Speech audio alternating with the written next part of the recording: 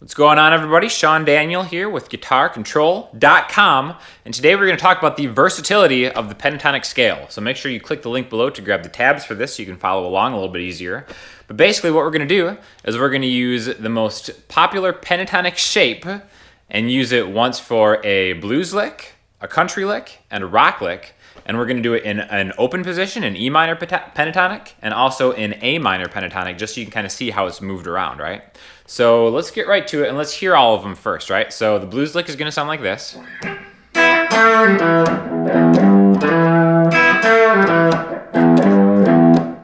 The country lick is going to sound like this.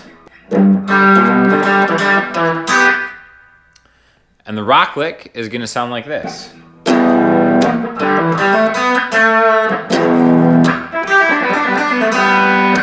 Alright, so let's get right to it, and let's do the blues one first. So this is in E minor pentatonic, which if you don't know, it's just open 3, open 2, open 2, open 2, open 3, open 3. So first we're going to do it in E minor and then in A minor, right? But this is a really famous lick. You can hear it in like a ton of different blues songs, but basically we're going to start at the very top of the scale, essentially. Okay, so what I'm doing there is I am doing an upstroke on the high E string. Just getting that right off the bat, right? And then I'm taking the second fret of the G string, but making it super bluesy, so just bending it. And this is like blues 101. Whenever you bend a note, bend it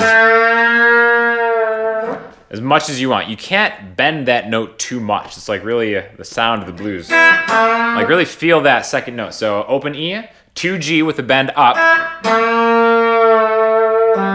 And then I'm kind of bringing it back down. So I'm going up and off. So that's just one pick. And then 2D, okay? So.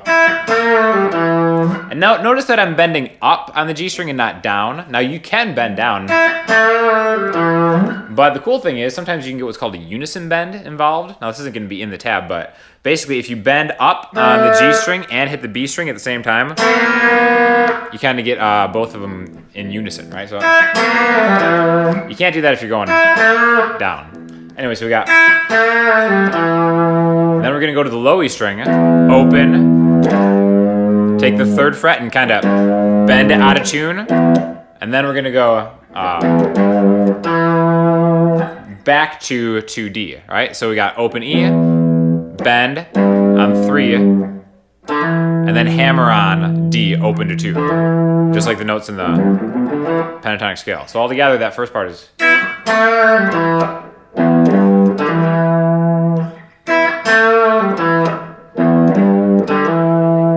And then the second time around,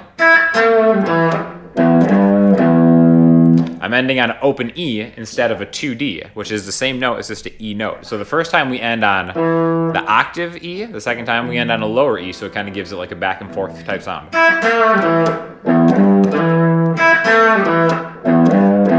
Now another thing you can do, instead of just holding that hammer on, you can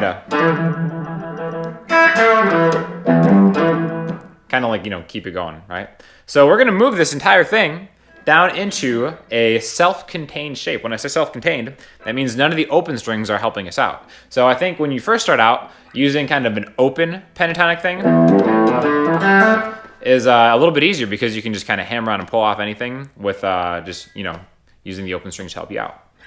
Now in A, so now I'm on the 5th fret, the same scale is going to be 5, 8, 5, 7, 5, 7, 5, 7, 5, 8, 5, 8. So now we're going to do the same thing, but instead of it being open, we're going to hold the 5th fret. That's the top right now. So basically what I'm doing here is anytime that I did do something open in the E's position, I'm going to use my pointer finger for now, right? So I start with 5E, bend up with my ring finger on 7G to that same pull off. So this is just mirroring this. And then 7D, right?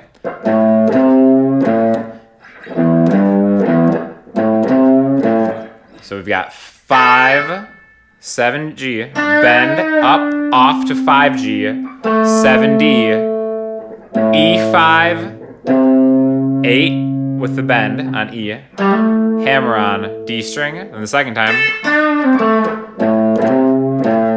right there, cool? So they're mirroring each other, and this is kind of like a bluesy thing that you can do in any key because now you know this lick, and you can move it to wherever it is. If you want to do it in G, you can do it in D. That's the beautiful thing about learning pentatonic licks is like they're so easily movable, right? So that's going to bring us to the country portion of the pentatonic lick thing that we're going to do here, and it's going to sound like this. Okay? Now, this is something we're going to introduce we're going to kind of introduce another note, and we'll talk about that in a second. But basically, it starts on the 3rd fret of the E string, so the 2nd note if you're thinking of E pentatonic, right? And we're going to go from this. This is a G. So I'm going to go from 3E to open G, which is a G to an octave G. So G, G. Now I'm going to slide into 2A, or usually we just 1. I'm going to slide from 1 to 2. So 3, G, 1 to 2. And then after I get that on the A string, 1 to 2 on the A string, D, G, open. So E, G, A, D, G. Now this is kind of a good example of this, practically, is Sweet Home Alabama. That's kind of like a lick they use in there. Again, that's a rock band, but like a country rock band, right? So it kind of has that country component to it. So after we do this, we're going to go to 2D, and then open G, then back to 2D.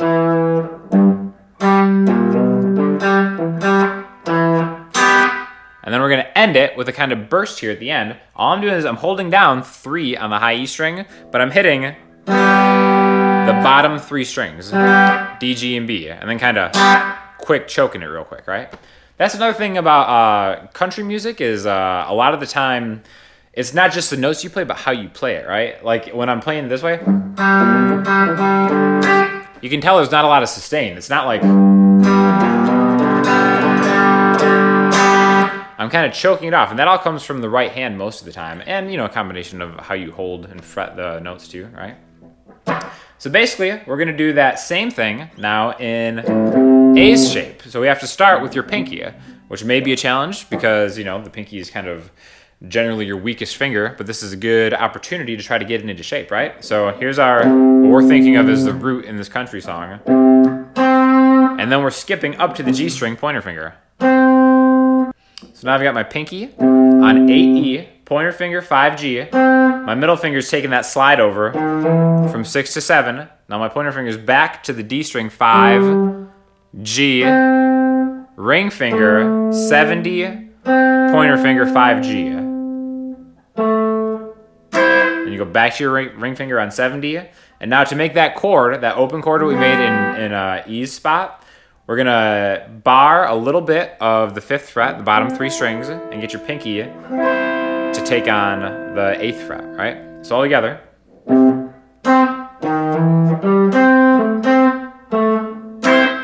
Or an open position. So that's going to be our country lick. Last but not least is going to be the rock one. And we're going to incorporate a power chord to kind of start it off. To me, the sound of rock chord-wise are power chords, which just means a 2-note chord, which is in E's spot. We're going to start with open E in 2A. And we're going to quick get a little burst of that right there and then stop it. It's not going to be a sustained, it's just this burst. And then a couple of hammer-ons. So we've got this E power chord, D string, hammer on 2, G string, hammer on 2, B string open, back to 2G. So, and then I'm getting a mute in between. All right, and again, just going through this, you don't even really have to remember the frets. You should be able to kind of feel them out by now because it's just this one shape, right? So, and then the second time we do it, we're gonna go backwards. We're gonna descend through the scale in triplets. So I'll talk about that in a second, but it's gonna sound like this. Okay, to me, rock music, guitar, pentatonics, I always kind of think of triplets. Not that triplets aren't used in all types of music, but kind of like a descending riff like this screams rock and roll to me. So I'm starting at the very last note of the scale that we did, pulling off, and then ending on 3B, which is a D note, right?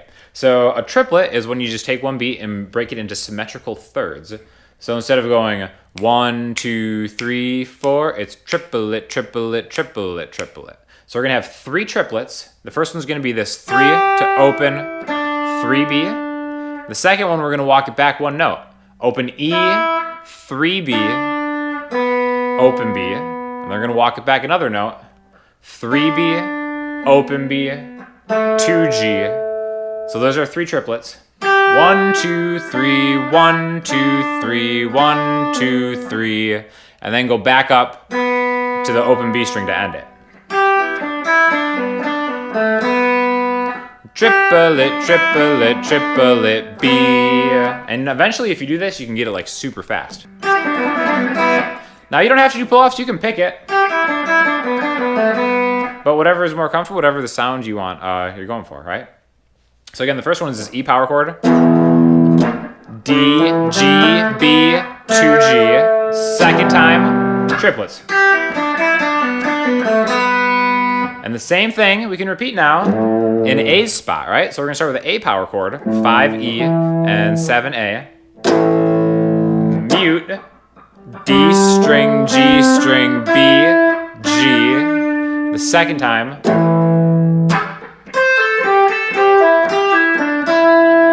Okay, so again, they're just the same pull-offs, but now I'm substituting my pointer finger for the open string was. So I've got 8 to 5 to 8B, then 5E to 8B to 5B, then 8B to 5B to 7G, back to 5B.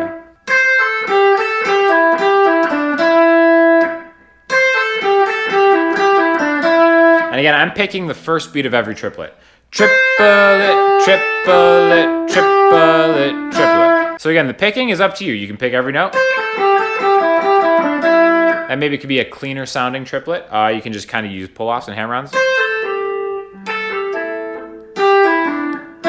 That was just picking the first note of the triplet. But either way, I think you kind of get the idea that the pentatonic scale is so versatile, and that's why it's so popular. That's why it's a scale that everybody kind of teaches first, a scale that you learn first, because you can use it in any type of music. So maybe just kind of like take some of these examples and then change them, because they're so easy to change, right? Instead of doing like the triplet here, you can do that triplet anywhere through the scale. Right? It's just one shape. You kind of get the techniques and the basics down of different genres of music, and then you're off to the races. So definitely remember to hit the like button and the subscribe button. For sure, get those tabs to kind of guide you until you have everything memorized. And we're always interested in your feedback, so anything you liked, didn't like, let us know in the comments, and I will talk to you next time. Thanks.